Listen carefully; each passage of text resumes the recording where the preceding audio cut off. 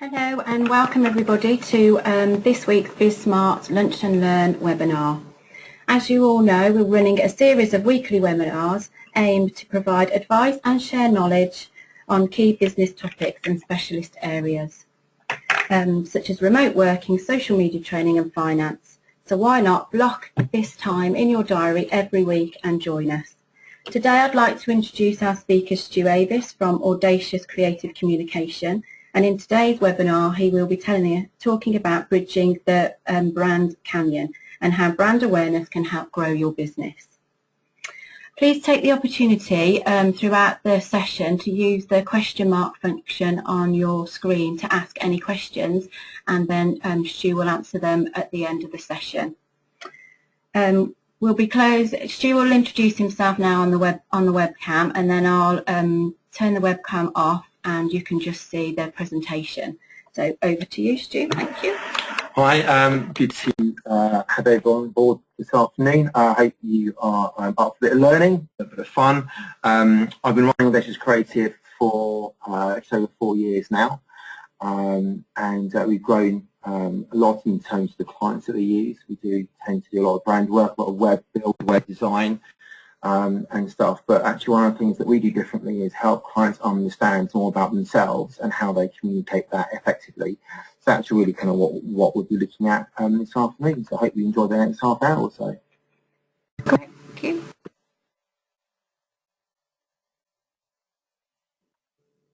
Okay, so what we're going to do this afternoon really is just focus on how we understand our businesses as business owners, and how we see ourselves and how our clients see us, and then actually how we communicate to each other. So we know our businesses, we understand what our values are, what our products or our services are, but often our perception of that is very different from our clients or our prospects. And they obviously have buying power, but they have their understanding of our business, values, products and services. So the way that we bridge this canyon between the two is in the communication streams, and that's all about brand. So that's kind of really what we'll be looking at in the next 25 minutes or so. So this is just a route map, as the ad says, for the journey. So we're going to look at what brand is and what isn't. We're going to look at the core purposes of marketing, why we do it in the first place. We're going to look at the power of why. 2 questions, something that I've called the 5 C's, and then there's a final takeout called Get Forensic. So hopefully we can follow that up with any questions afterwards. So moving swiftly on. So what is brand? Well, I think probably good to start with what brand isn't, to be fairly honest with you. So in my understanding, brand isn't a logo. It's not an identity, it's not a product or a service, it's not your business name, it's not your suite of marketing tools. They are elements of your brand, but they are not your brand. So if brand isn't those things, then what is it?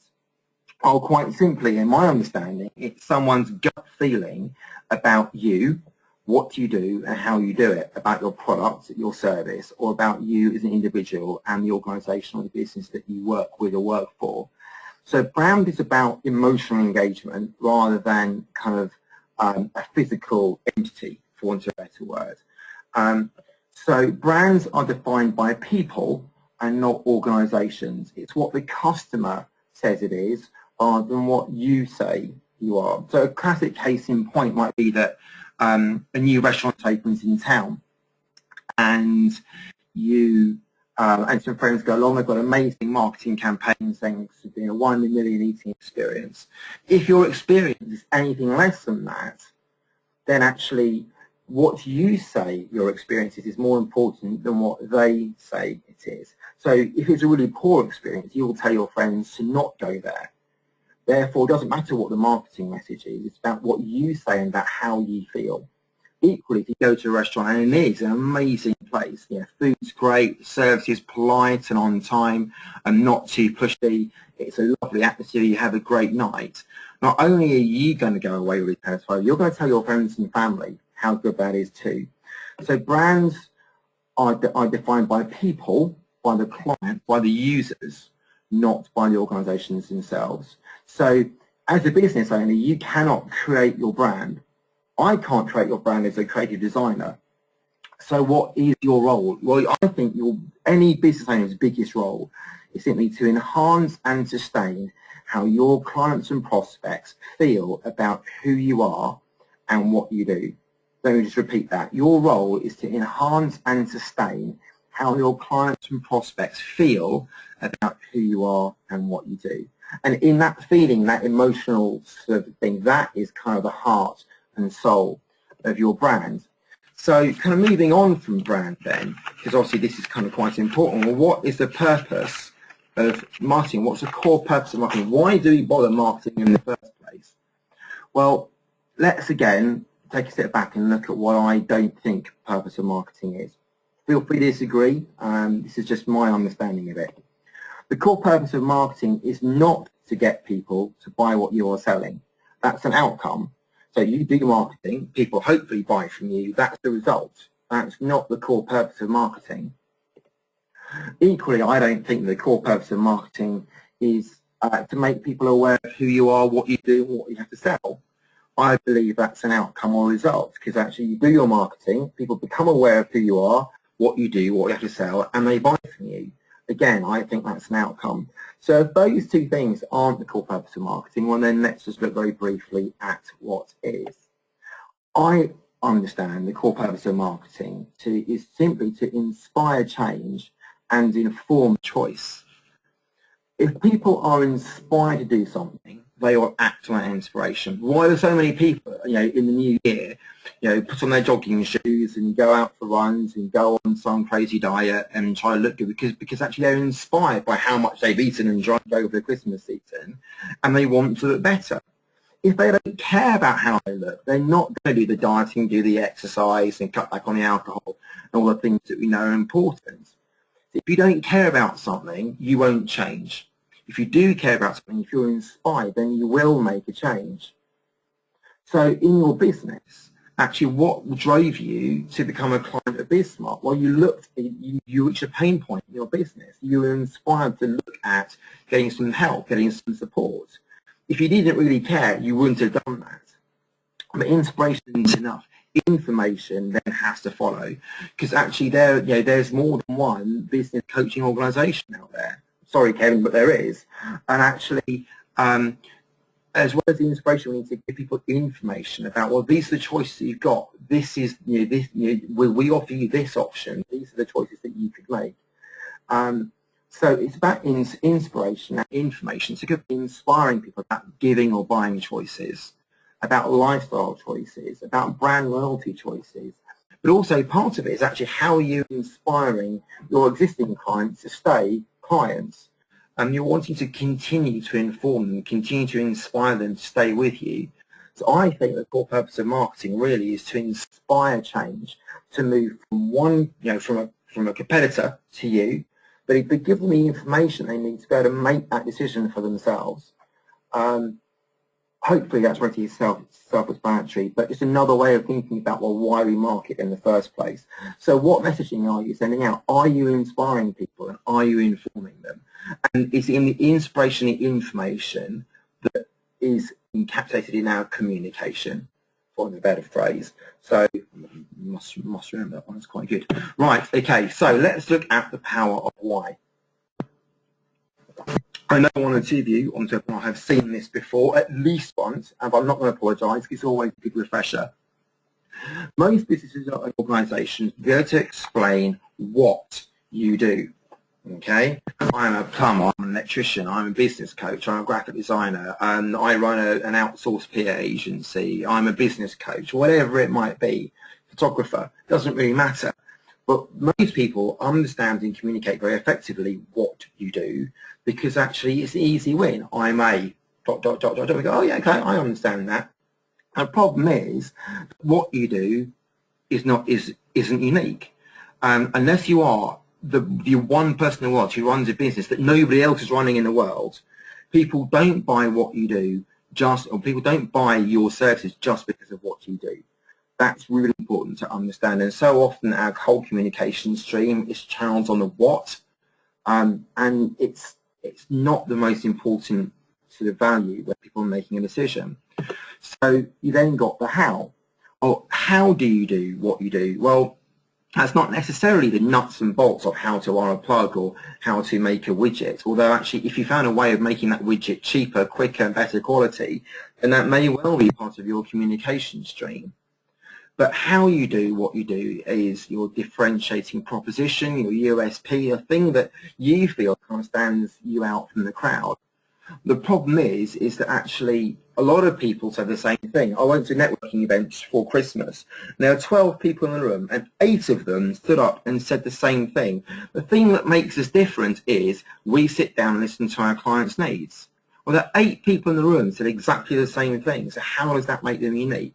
Well, it doesn't. It might make them unique in their industry, although I doubt it.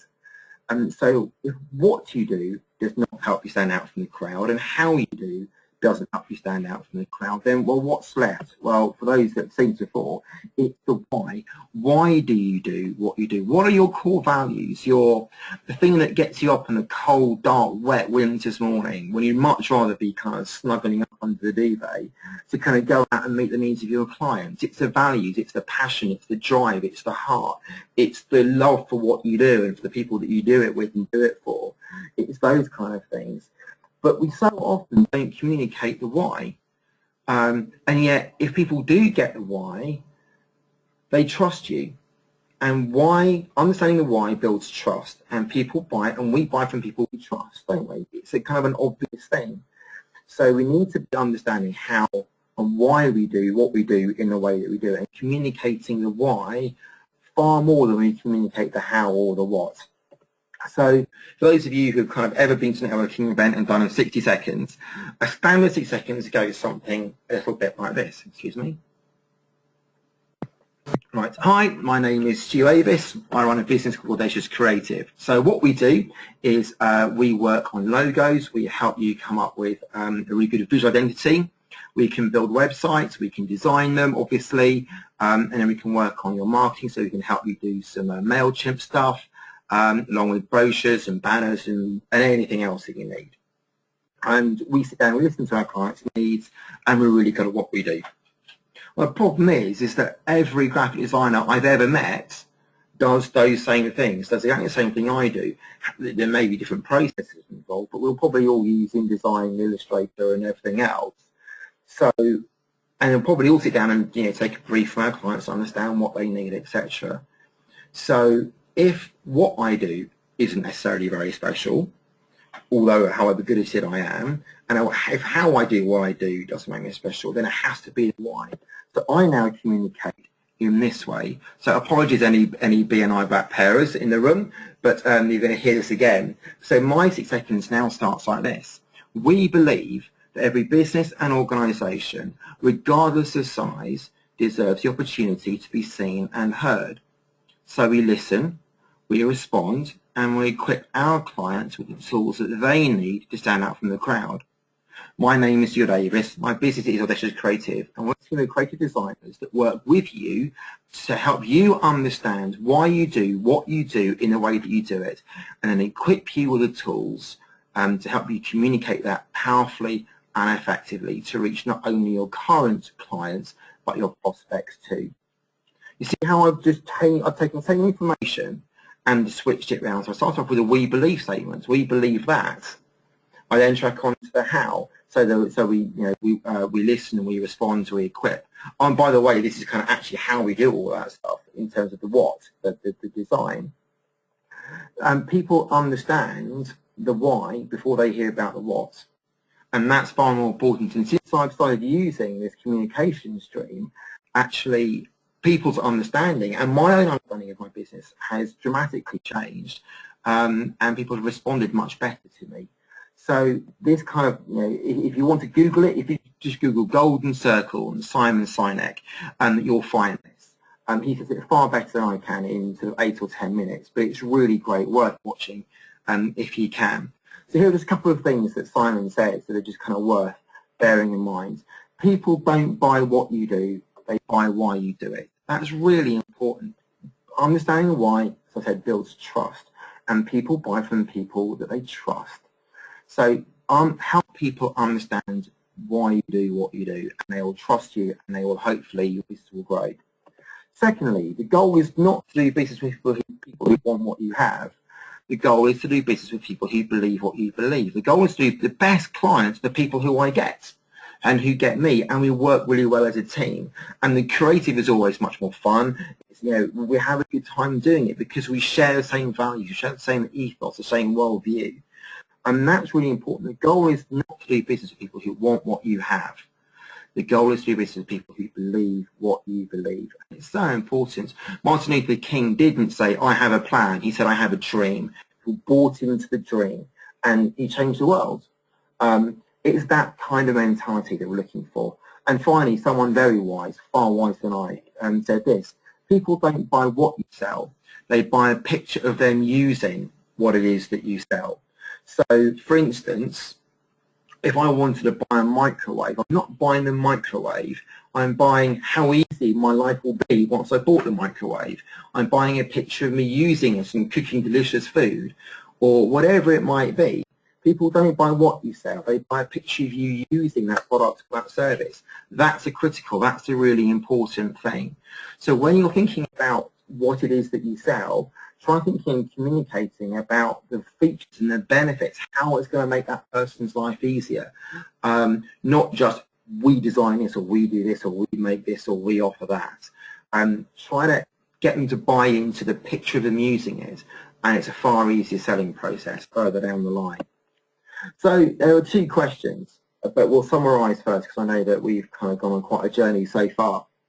If brand is about gut feeling and emotional engagement, people understanding why you do what you do, and connecting with you on an emotional level. If the core purpose of marketing is to inspire change and inform choice, and people don't buy what you do, they buy why you do it, then two questions naturally follow. And I ask every single prospective client these two questions. One, well, why do people buy from you? And secondly, well, why don't they? I asked the first because as a designer, my role, is not to design for my clients, but to design for their clients. Because actually, I'm trying to build some tools to help my client market to their client base or their prospect base. So I'm not trying to design with them in mind. I'm trying to design with their clients in mind, which is often quite a challenge. So if I simply ask why people buy from you, that the information I'm given will only be based on what they think, unless they've gone on ton of market research. So they might say, well, they buy from us because they've got great personal relationships. They buy from us because we're the cheapest. They buy from us because we're the most efficient. But what if that prospective client's opinion is wrong? Well, actually, if they think some people are buying from them because they're cheap, actually people are genuinely buying from them because of the quality of the relationships. Then actually all that happens is the tools I create can be skewed wrong because I'm designing for the mentality of clients that actually are wrong. So I often ask, well, so why don't your clients buy from you? What are the factors that mean that they go to a competitor? And that often kind of boils down to sort of two or three kind of things, really. But let's look at these. I know these are really obvious, these next three things, but you'd be surprised how many prospective clients and clients I've sat down with and gone, do you know, I've never thought of it like that. So apologies if this sounds oversimplistic, but I think it's important. So people buy because they have a need or a pain, okay?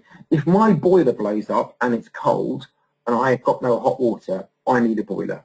Okay, my car breaks down, I either need a mechanic or a new car, whatever it might be. We buy, my business is struggling, I need to work with a business coach. I know Kevin, he's great, and we can work together. I have a need or a pain, and I know someone who can meet it.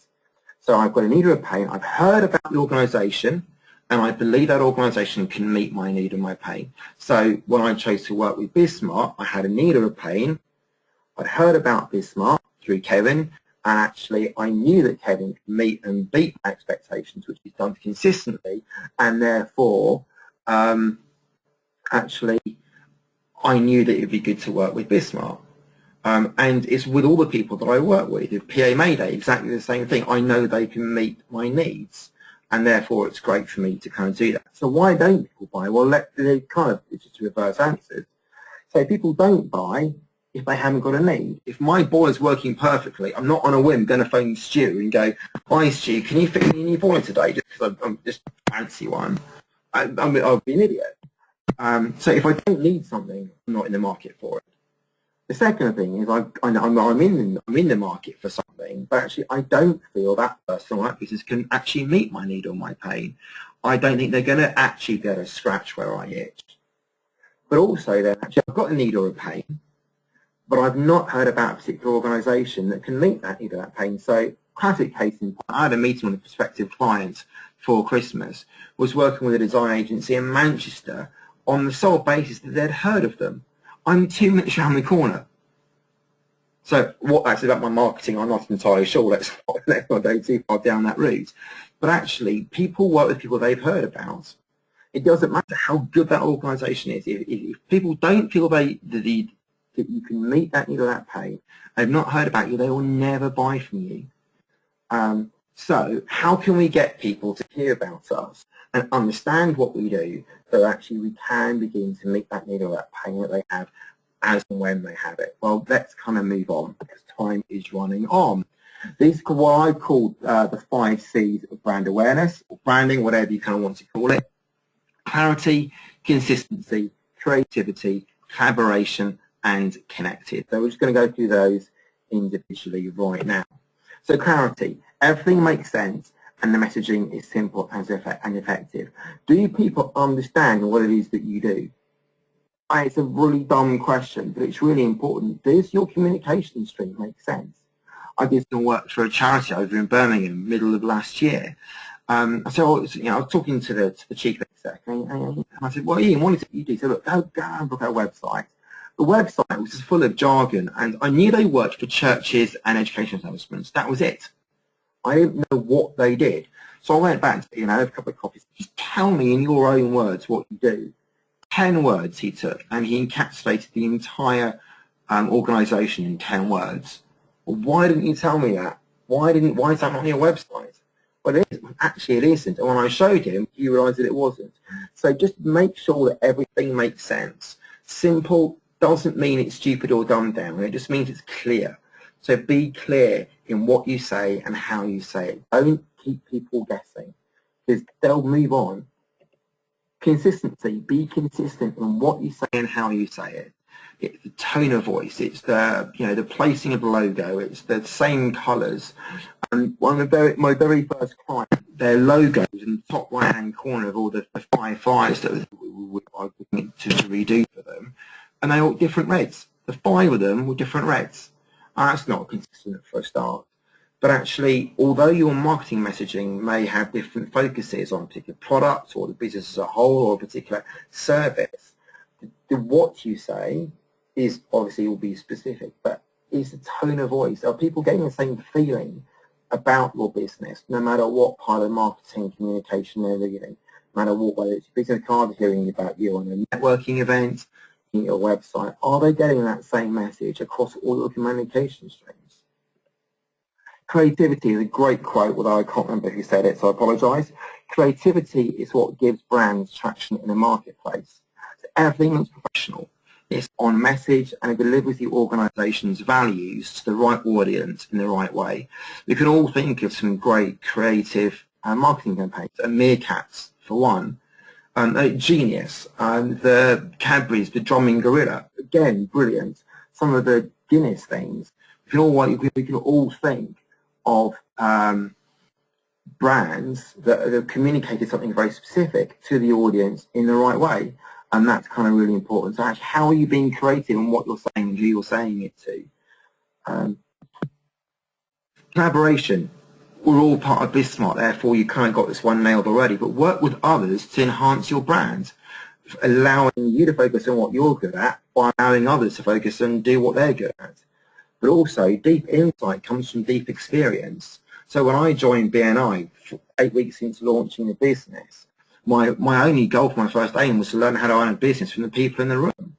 I work with my business coach and my marketing coach and other experts and specialists because their insight helps me be a better business person, helps me be a better designer.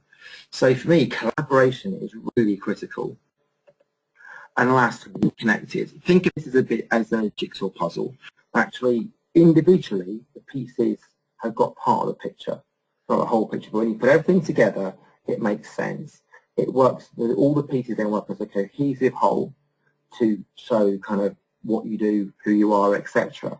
So do all your communication streams work as that cohesive whole? Well, they pick up a business card, you also take into a networking event, look at your website, come across a blog post you've written, whatever that might be.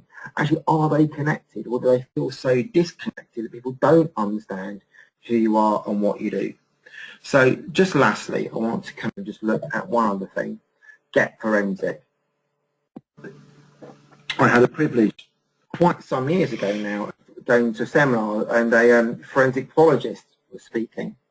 And she was brilliant, really engaging, really fascinating. But she said something that kind of really stuck with me. She said that actually when crime scene investigators, if you watch Bones or CSR or anything like this, you'll kind of get the picture.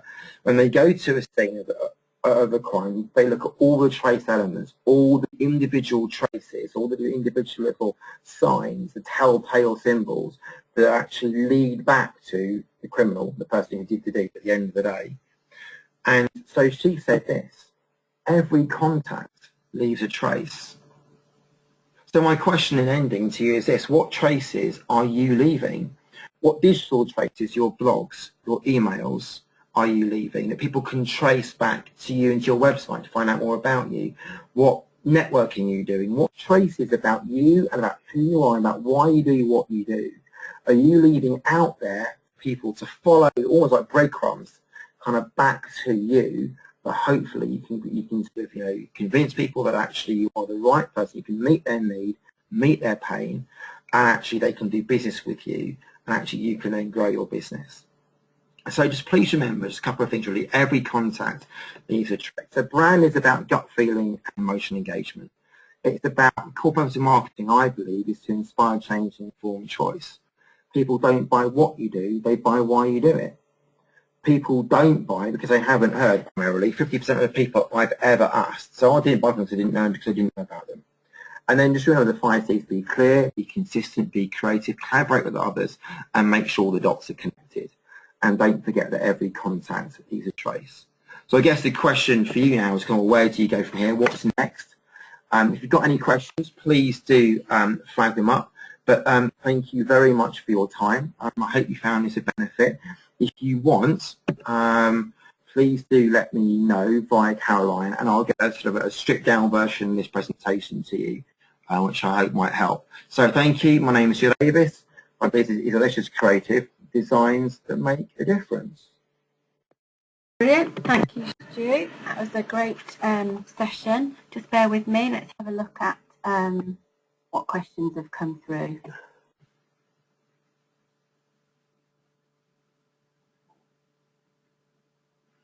Right, a question here. Do you feel colour plays a part in branding? That's a really great question, actually. Yes, it has to. I think, thank you for asking that, Sharon. I think it has to, because we are inherently visual people on the whole, and I think that actually colour communicates so much. So red can mean stop or alert or anger, but it can also mean passion and love, depending on the tone. Purple is a rich, sophisticated, deep, royal colour. A nice, bright green is energetic, but also has connections with ecology and being friendly and being engaging. So colour plays a gigantic part. Now, how we perceive colour, obviously with the dress, discussion that's been raging over the news over the last week or so. Actually, how we perceive colour is completely different. I'm writing a blog post on that at the moment. But actually, colour plays an essential part. I'm working with a client at the moment who actually doesn't want any colour. They've gone for a really kind of deep grey.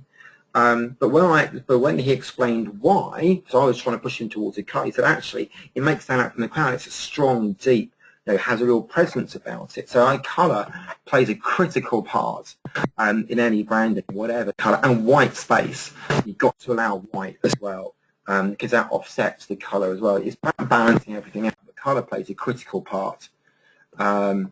in branding, and making sure that the colours are consistent across your web, across your print, all those kind of things as well. So yeah, colour plays a gigantic part in communicating who you are and the values that you have. Absolutely. Okay, thank you very much. Another question. Starting from scratch, what is the average time frame for a branding and web build project? Okay, great question. Slightly kind of how long is a piece of string answer to that. But actually, generally allow between 8 to 12 weeks. We can do it quicker, it can be done quicker, depending, especially if the designs are kind of right first time.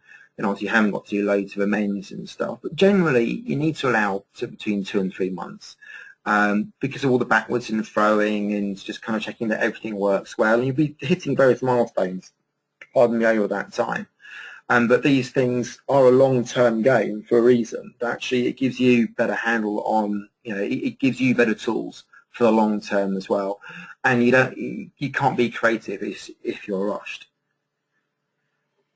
Perfect. Some more questions for you. How can I ensure my branding is effective? Okay, that's a really good question. What would a genius designer, who knows what he's doing for a start? But outside of that, sorry, is actually just some time. I diarise an hour once a week as a minimum to spend on my own marketing. It might be writing a blog, writing an email newsletter, preparing for this webinar, for instance. Actually setting aside a time each week to make sure that I do the little bits. I just need to redo my business cards. It's taken me ages to get to it, but I've needed to do it. So I've sat down and done it, and it's with a row for printing, and that's really great. So I just spend time. There's a great tool called Trello out there that helps you manage your time. I've got mine set up, so I have a do list and then a day list, and it works really, really well for me. So just a bit of time, a bit of forethought goes a long way to actually just kind of being effective, as well as then working with people who can actually help you do that. Thank you. Also, can you recommend any good designer blogs to follow? Yes, I can. There's one that's great. It's not a designer blog, but any TED Talks. Follow TED on Twitter, YouTube, Facebook, etc. The TED Talks are brilliant. Loads and loads and loads of great information out there. In terms of designer blogs, there's one that I would recommend called Specky Boy, SPECKYBOY.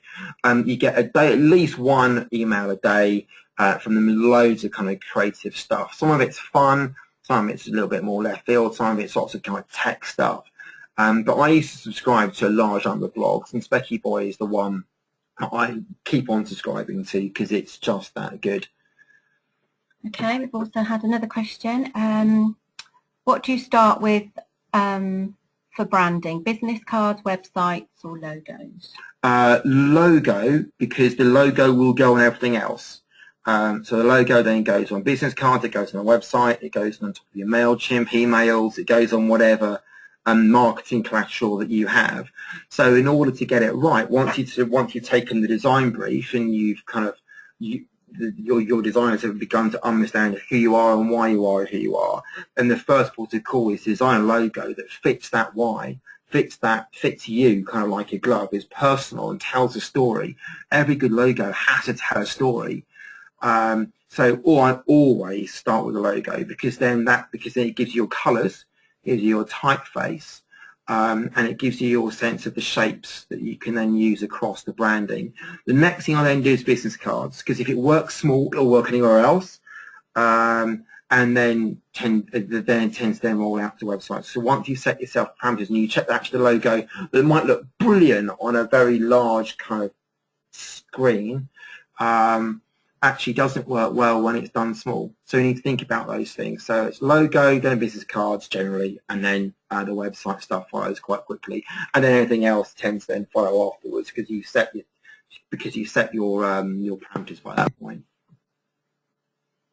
Okay, thank you so much, Stu. We've had lots of comments coming through about how informative and enjoyable the session has been. So thank you very much for that. Sorry, we've just had one more question come through. How can small businesses differentiate themselves to compete against their larger competitors? Andrew, that's a brilliant question. No one's ever really asked me that before. I think it comes down to your why. I think small businesses are great because they're small enough, even if it's like a one-man band, it's small enough to kind of be responsive, be far more flexible than a much larger business.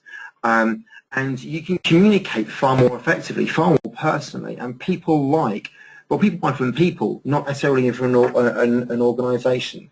So your challenge, Andrew, would be to communicate, to find out why you do what you do in the way that you do it, and focus and communicate on and focus on that in your communication streams. That is how that is how you'll differentiate. That's how I've done it.